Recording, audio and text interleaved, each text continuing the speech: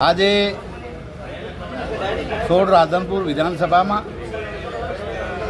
જે આપણા ગુજરાતના પનોતા પુત્ર અને વિશ્વ નેતા મોદી સાહેબે જે મનરેગા યોજના હતી એને વિસ્તૃત વિવરણ કરીને એમાં ઘણો ઉમેરો કરીને એનું નામ જી રામજી યોજના આપવામાં આવ્યું છે।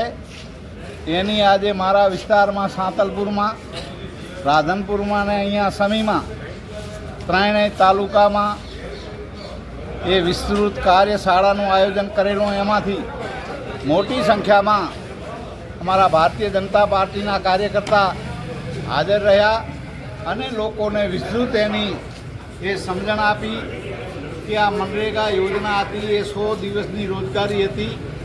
જ્યારે આ જી રામજી કી યોજના જે છે એમાં 125 દિવસ અને તે ઉપરાંત ખેતીની જ્યારે સિઝન આવે ત્યારે 60 દિવસ એક્સ્ટ્રા ગણીને 185 દિવસની એ રોજગારી આમાં મળવાની છે। અને એ પણ એ ગામ સભામાં એમાં જઈને ગામના લોકો ઠરાવ કરે એ રીતે આના કાર્યો પણ થવાના છે। ઘણા કાર્યો આમાંથી જળ સિંચાઈના કામો હોય કે કોઈ બી કામો આમાંથી ઘણા અન્ય કામો થવાના છે।